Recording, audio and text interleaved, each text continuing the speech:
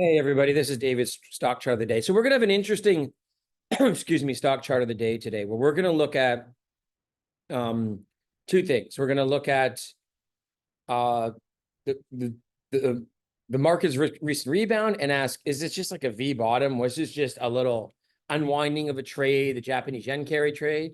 Or is the other extreme scenario is the 1929, 87, 55-day scenario intact? And we'll explain that later for those of you who are new or don't understand what that scenario is. So this here is the market. You can see the Nasdaq actually kind of reversed today. So the question is now a lot of times I've showed in the past when you have these spikes in the VIX, there can be a lot of backing filling, happened in 2010, 2011, 2015. It can take months and months and months to base and the market moves higher. Or 2000 in case of 2015, in 2018, the VIX spiked. And please go back to look at my videos on that because I'm not going to re-show those things. In February, and then actually the market slowly churned higher, hitting new highs in October before it rolled over in the fourth quarter. So I'm just sipping on some tea. So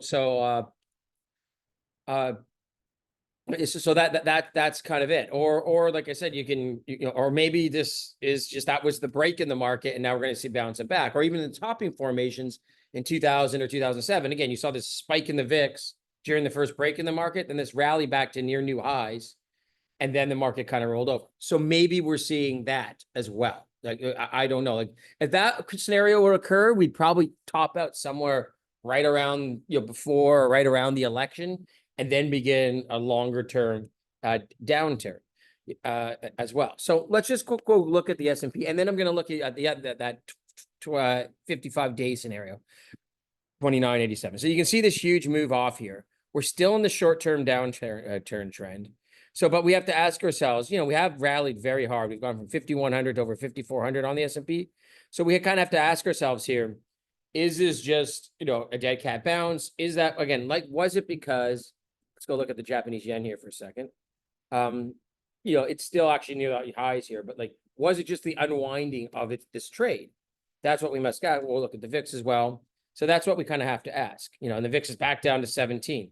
The VIX getting back down to 17 so fast is I know a lot of people will say, oh, when the VIX is low, that's negative. But look, when the market churns higher, the VIX is low. Maybe is a good sign. Again, maybe it was a sign that this was just kind of like a one-off. So let's go look at So the question we have to ask ourselves again, is this kind of a V bottom? In 2018, it was a V bottom kind of in February of 2018, but the market, even in 2018, the market didn't go straight up. It took a little while. So again, is this like the start of a 3-month rally, 6-month rally? Are we going to retest the lows? Nobody knows. That's the fact of the matter. All you can do is I mentioned the stock Fubo that I liked, and it did get back down, but it's still basically in its basing trading range here between about 150, 160 and about 110. So all you can do is I like this company. I've talked about why. I've talked about the catalyst. I've talked about why I think it's cheap. All I can do is pick away at stuff like this. There's another stock I've added to my pay service as well. All I can do is pick away at assets that I think is cheap. I talked about how, I started to buy India, and you can see India did get a little whacked. Look, India's right back to the recent highs. So after this, so all I can do is own the things that I think are cheap. And if the market goes down more, I can add to my position or just use a stop loss and then a wait, see if they get cheaper. So that's basically all I can do. So now when I talk about 1929 and 1987, we're going to look at the industrials. I'm going to go back to. So there's a very weird, well, first of all, I want to show you this before we look at this. Now, the top of the market was, I think we're going to go look at this. We're going to get a 3-month chart so we can see where the exact day of the top was. So the top of the market was July 16th, 17th, okay? And the intraday high was July 18th. Let's go look at the S&P as well. And this is important for what I'm about to do. The S&P's high was July 16th. So let's say the high of the market was July 16th then, because the NASDAQ and the S&P peaked July 16th. So if we look at July 16th, well, there's 15 days left in July. So that's, 15. Then we have 30 days in August. That's 45. And then 10 days in in September would be 55. So that's interesting because 10 is a Tuesday, 55 is a Tuesday. And for example, 1929, the crash was a 2-day event. It was Monday, Tuesday. So, that's what's kind of interesting about that, like that September the 10th, a day, potentially being it. So, so for those of you who don't know, and I've talked about this in the past, it's an amazing coincidence about the 1929 and 1987 crashes happened 55 days after the market topped, and not trading days, exactly 55 days. Now, of course, if the 55 days were to fall on a weekend, we would see that a weekend would be you have to take the following Monday as the 55th day. So if it was a Saturday, the 56th day would be the Monday. So, but this falls on a Tuesday, and that fits too, because usually crashes happen early in the week. They happen that Monday, Tuesday in the week as well. So that's what we look at. So I'll show you I'm going to show you now how the market traded in both 1987 and 1987 and 1929 leading up to the crash. So this is 87. So you can see the market topped here. It was actually, I think, around late August. Maybe I'll go back a little further so we can see the move higher. We'll go back to the spring of 87. Yeah, so here's the top here. And I know this correction looks like nothing, but then it corrected. But it wasn't like, again, it's different. It didn't correct hard, right? We just had this short correction here into September, this little bounce, and then everything fell apart.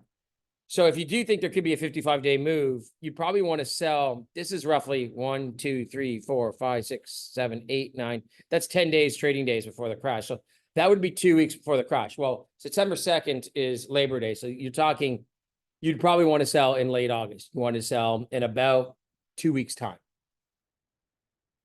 So as well. And look how much this took people out by surprise. The S&P was almost back to 330. The high was 340. We were within like 3-4% of the high of the S&P in early October. So how many people did that take off guard? So, and we're going to look at the Dow too. It's the same thing. They look the same, like the correction. And I always say that the crashes are 3-4 days events. Everyone talks about the crash day, but what happens is usually the Wednesday, Thursday, Friday, things get roughed up. And then the Monday, Tuesday, everything falls apart. You'll see the same thing now that we're going to look at 1929. So 1929, you can kind of see here, same thing, peaked in early September, gradually moved down into early October, but this was a bigger move. You can see that the Dow was 380 and it fell to 320. So if we take that, that's a 15 to 16% move. It bounced here to 350. So it was still quite a ways off its highs. And what's interesting about that is kind of like the way the NASDAQ is traded on this past thing. The NASDAQ fell about 15, 16%. The NASDAQ did not fall. Of course, it did it a lot quicker. And then everything fell apart. And again, you can see starting here around, the 22nd, 23rd of October, everything boom, boom, boom. And then, the Black Monday and Tuesday occurred here. So same thing, it really started here when we broke the moving average. I guess that would be around the 22nd of October. And then again, there was a few trading days and, the market kind of fell apart. What's interesting about 1929 too was, after a strong bounce at the end of October, the market actually hit a new high quite a bit low, like 230 here to 200. That was almost 15% lower from, late October to early November. So anyhow, that's basically it,